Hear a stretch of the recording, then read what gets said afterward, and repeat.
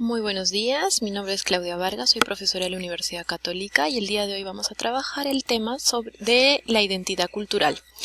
Vamos a empezar dando un concepto general y básico sobre lo que implica la identidad cultural para luego aterrizar a los aspectos que ésta determina y finalizar con los componentes o los conceptos básicos que se deberían trabajar dentro de la escuela. Espero sea de su agrado. Esta pequeña presentación se basa en una investigación que realicé para mi tesis de maestría titulada Estrategias didácticas para el desarrollo de la identidad cultural en educación primaria, la cual se encuentra ya escrita en un artículo. Por ende, si alguien está interesado en continuar profundizando sobre este tema, pues lo invito a leer el artículo. Vamos a empezar dando un concepto muy básico sobre lo que implica la identidad cultural. Como podemos ver en la presentación, la identidad cultural implica un sentimiento positivo de pertenencia y valoración hacia un grupo humano y territorio. ¿Esto qué quiere decir? Aquel sentimiento de cariño, de cercanía, de vínculo con este grupo humano con el que nos vinculamos diariamente y obviamente al territorio donde nosotros vivimos. Por ejemplo, nosotros podemos decir que tenemos identidad con nuestra familia porque tenemos sentimientos de amor, de cariño, respeto, comprensión, etc. Pero también un sentimiento de pertenencia hacia nuestro hogar, hacia nuestra casa. De la misma manera sucede cuando hablamos de un territorio mucho más grande. Por ejemplo, yo me siento peruano y orgulloso por determinadas cosas que pasan en mi país, ¿verdad? Y valoramos diversos espacios territoriales que tiene nuestro país. Por ejemplo, si somos de la costa, valoraremos mucho de repente los limeños, la Costa Verde, ¿no? Como un espacio geográfico muy bonito, atractivo para el turismo y además un espacio de recreación también. Esta identidad cultural también se ve manifestada a través de expresiones materiales e inmateriales de las personas que viven en estos territorios. Dentro de estas expresiones materiales podemos encontrar aquellos objetos u obras tangibles que podemos tocar con nuestras manos. Por ejemplo, en la antigüedad, en el caso de los mochica, podemos encontrar huacos con determinadas características en su arte. Actualmente podemos encontrar monumentos, por ejemplo en el Parque del Amor acá en Lima, ¿no? Que lo hace un determinado artista. Y aquellas expresiones inmateriales de un pueblo que son aquellas que no podemos tocar, por ejemplo la música, la danza, la gastronomía, entre otras. Además es importante recordar que la identidad cultural tiene un vínculo histórico. Este vínculo histórico implica esta conexión del pasado, del presente y del futuro. ¿Qué quiere decir? Que nosotros tenemos un pasado, las personas que compartimos un territorio, tenemos un pasado común, excepto aquellas que migran. Sin embargo, estas personas que migran deben empezar a encontrar esta articulación entre su pasado histórico y cómo es que al migrar a otros espacios empiezan a generar una nueva historia, un nuevo vínculo con este nuevo territorio y personas que pueden encontrar en estos nuevos espacios.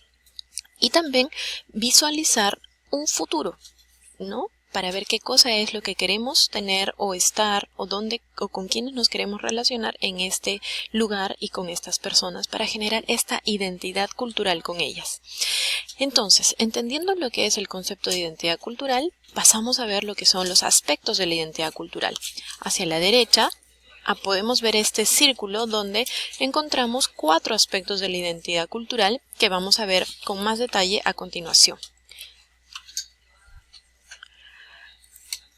Dentro de los aspectos básicos de la identidad cultural encontramos el aspecto territorial y natural, que está enfocado en lo que implica la parte geográfica del territorio donde nos encontramos, sus accidentes geográficos, sus recursos naturales, todo lo que nos puede brindar este espacio geográfico y todas las riquezas que podemos explotar o que nos pueden beneficiar de él.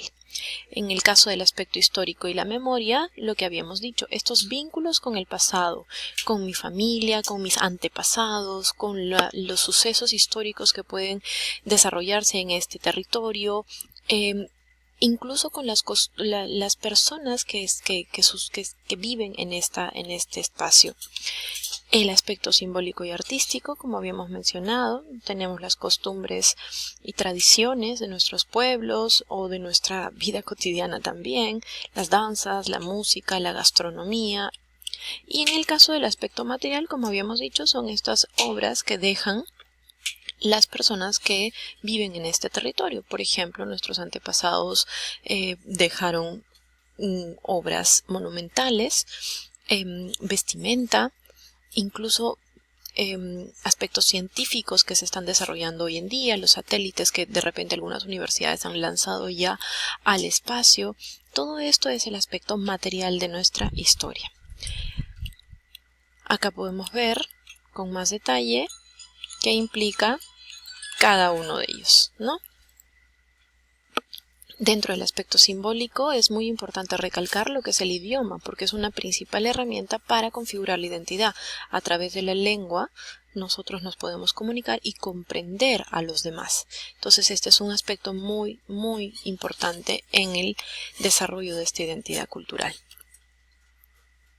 Pero, ¿cómo trabajamos toda esta información o todos estos aspectos que se han visto desde la cultura que nosotros tenemos en el aula? Ahí, dentro de la investigación que realicé, pude identificar 4 contenidos que se podían articular con las diversas áreas curriculares de la escuela. Encontramos, por ejemplo, el primero, el reconocimiento de sí mismo y la autoestima. Es muy importante generar un primer acercamiento hacia el yo, hacia uno como persona, para descubrir sus propias características, sus propios sentimientos, sus propios gustos, y esto, una vez que está adecuadamente o en todo caso trabajado previamente para comprender a otros, ¿no? Nos va a servir porque nos va a hacer sentir más seguros de nosotros mismos.